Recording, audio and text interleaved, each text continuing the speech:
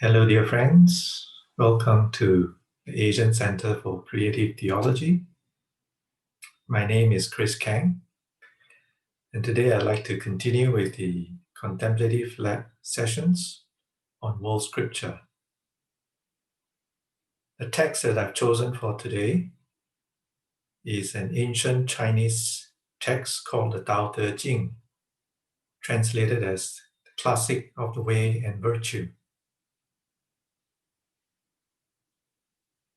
I'd like to share some reflections from a meditative perspective on the first chapter of the Dao De Jing, which I will read in both Chinese and English.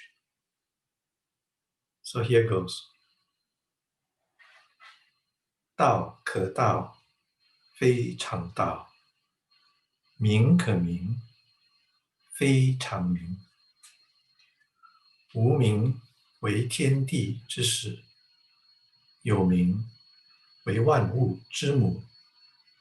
故常无欲，以观其妙；常有欲，以观其教。此两者同，出而异名。同谓之玄，玄之又玄，众妙之门。The Tao that can be told is not the eternal Tao. The name that can be named is not the eternal name. The nameless is the beginning of heaven and earth. The named is the mother of 10,000 things. Ever desireless, one can see the mystery. Ever desiring, one can see the manifestations. These two spring from the same source, but differ in name. This appears as darkness. Darkness within darkness, the gate to all mystery.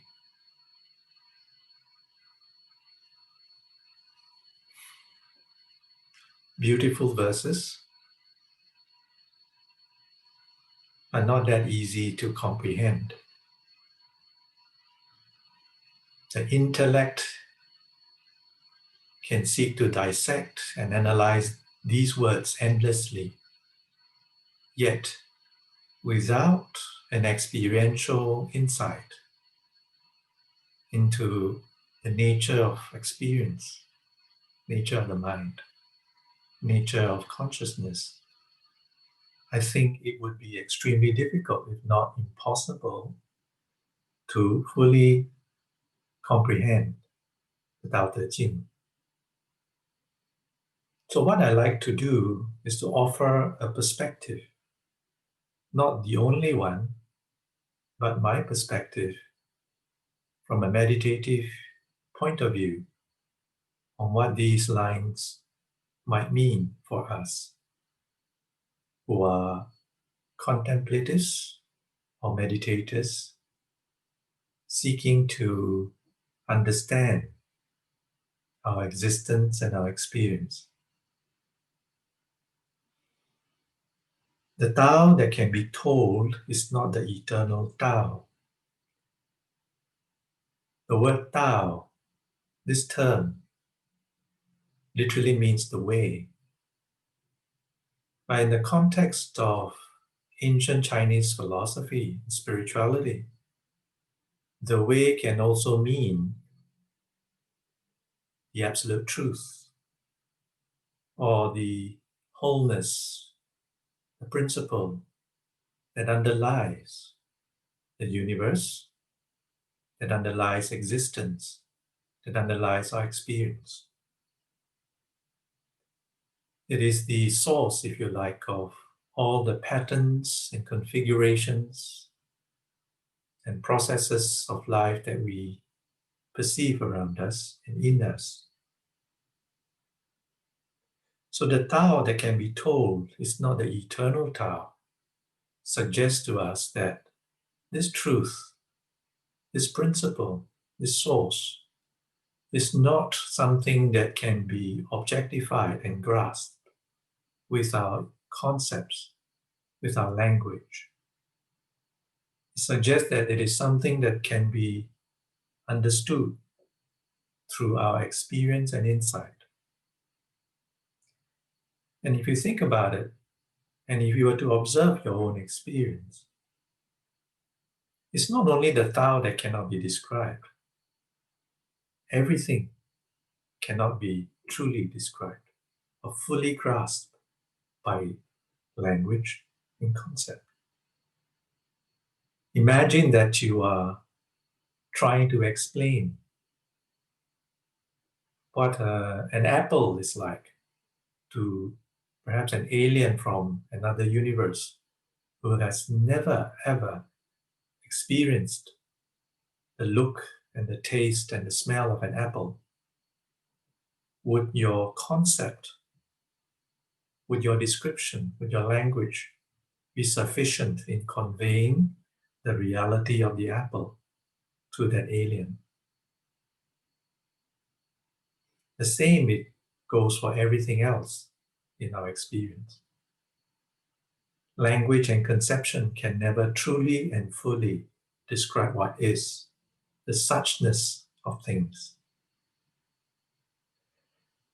And perhaps this indescribability of all phenomena is the Tao. And perhaps we can see that at the root of our experience, the knowing awareness that we are is likewise. It can never be grasped fully by word, by concept, by ideation. Because awareness can never be an object of mind. Rather, the mind, our mental activities of thinking, feeling, sensing, perceiving, is a modulation of that very awareness. It is the activity of awareness. So therefore, awareness is prior to mind. Awareness is prior to our conception, our ideation, our language. And therefore, the Tao that can be told, that can be grasped with language, is not the eternal Tao. Awareness itself can never be grasped and fully grasped or described by language. The second line says, the name that can be named is not the eternal name. And that's basically speaking of the same truth. The nameless is the beginning of heaven and earth. The named, the mother of 10,000 things. The nameless, concept-free awareness has no boundary, no demarcation, no duality. This is something we can know as we rest and we return from the realm of our finite experience into the source of our experience. For we have seen in my previous reflections that our thinking, our perceiving, our sensing, our feeling, these various seemingly real facets of experiencing are made up of nothing other than pure knowing itself.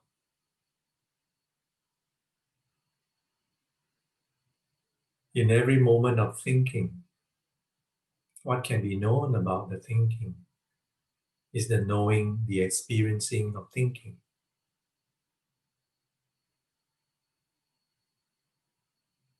This knowing is nameless and can never be grasped as an object by concept, by language. but the thinking or the perceiving, the sensing, the thought, the perception, the conception, the idea, that is an activity of awareness that results in the localization, the assumption of a space and time within awareness itself, the formation of the mind. So language, concept, and mind are intertwined, one and the same, in fact.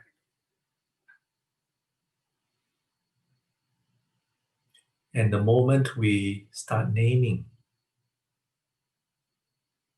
all other names, all phenomena become possible. The most basic name or label that we give to experience is the label I am. That sense of your pure existence, that you are here, that you exist. That feeling, the idea of I am, is perhaps the most subtle name, the most subtle label and concept. And from that vantage point of I am, everything else is possible. Everything else becomes possible to describe, to be named. So that I am is the beginning of the 10,000 things. For example, I am a man, or I am a woman, or I am smart, or I am not so smart, or I am capable, or I'm not so capable, so on and so forth. I like that. I don't like this. I see this beautiful picture. I do not hear that melodious sound. Whatever it might be, from the vantage point, from the beginning point of I am, everything else becomes labeled and named and described. Everything that is named and described exists with reference to self, and the self exists with reference to everything else. So the named is the mother of 10,000 things.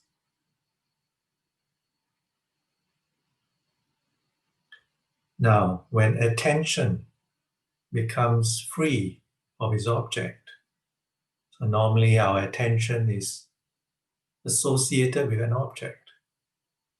We are seeing a visual form. We are hearing a sound, smelling a beautiful fragrance. We are tasting a delicious taste. We are feeling a pleasant touch. So the attention of our minds always directed and grasping onto its object. Let's say when this attention is divested of its object, and seeing, hearing, smelling, tasting, touching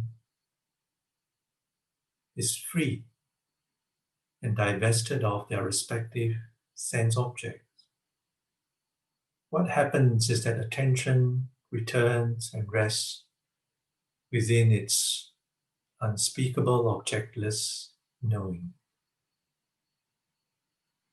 So in this sense, attention divested of object, our feeling divested of its felt object, means that desire is divested of its desired object. So ever desireless, one can see the mystery. That is, when desire is divested of its object, it's none other than attention returning and resting in its own source, pure awareness. And that's a mystery beyond our grasp of concept and language. The Dao De Jing goes on to say, ever desiring, one can see the manifestation. That is, when awareness becomes localized as finite mind, when attention has an object, and desire is apprehending what is desired, then it's possible to see the play of manifestation. Manifestation, the named, the described, the labeled, the designated phenomena of our experience. All these names and labels that we give to the multiplicity of our experience can be seen as a function of our desire. And our desire arises as a function of the identification of multiple things. So ever desiring, one can see the manifestations. So these two spring from the same source but differ in name. This appears as darkness. So what I've just described, the indescribable pure awareness and the describable multiplicity of experience, both are not clear to us, are not something that we normally perceive, that we understand, because our minds are conditioned to be distracted, to be diverted to everything except itself.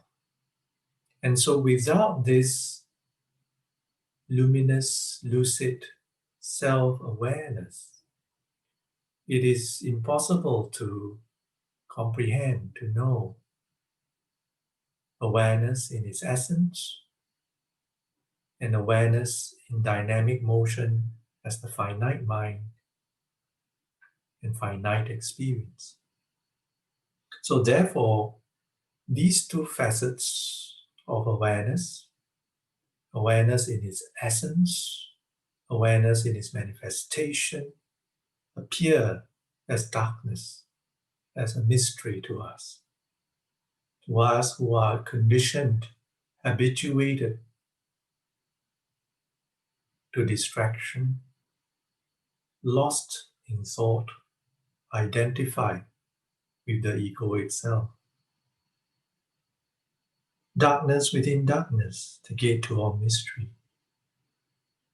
So even though the true nature of awareness in its essence and in its expression are not known to us, are not comprehended, and we lack insight into this, yet this very lack of knowing, this very ignorance is in every moment an opportunity for awakening. It is the gateway to truth. Because in every moment we can wake up. Our being lost in thought, our being trapped in our limited identity is itself none other than the play of awareness. Because in every moment of unknowing, knowing is there. There is knowing hidden and concealed within our lack of knowing. And therefore the direct and immediate insight into pure awareness is possible in every moment. Perhaps this is also why some Buddhist texts would say samsara is nirvana, that suffering is liberation.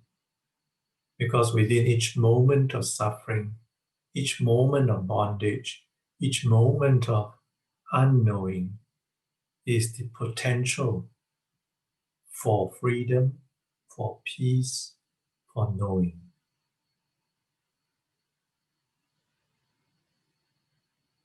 So there you have it.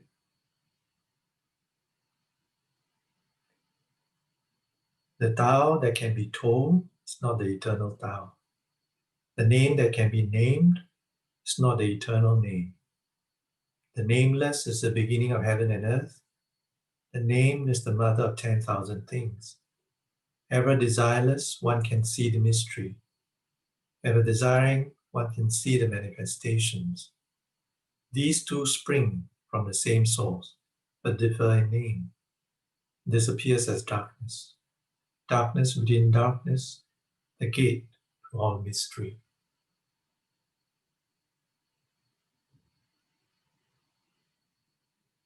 Awareness in its essence, indescribable, unobjectifiable, ungraspable as an object, is the nameless. Awareness in its expression, its dynamic motion, as the finite mind, where naming and languaging occurs, that is the named. Desirelessness, that is attention divested of its object, merges into pure awareness. Desire, where there is an object, gives rise to the multiplicity of things in our experience. So these two are actually the same.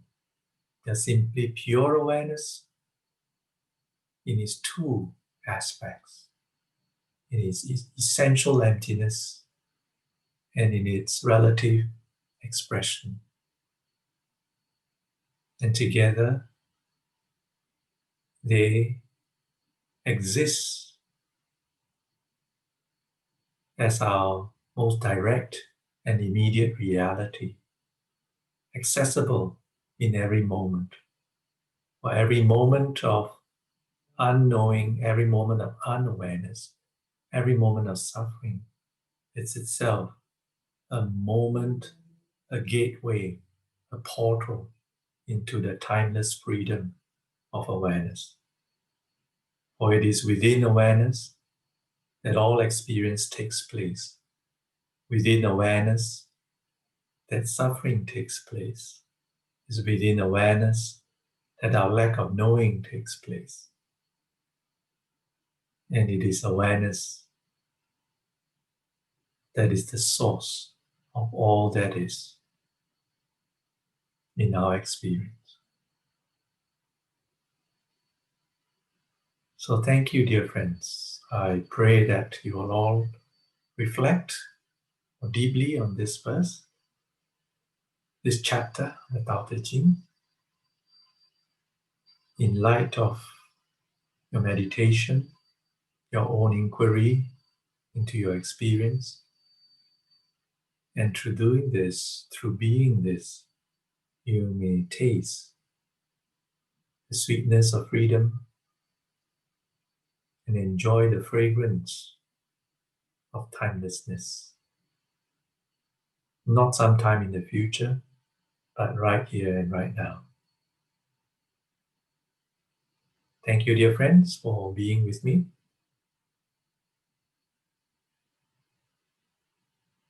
And for listening. May you be well and happy. Namaskar. Shalom. Om Shanti.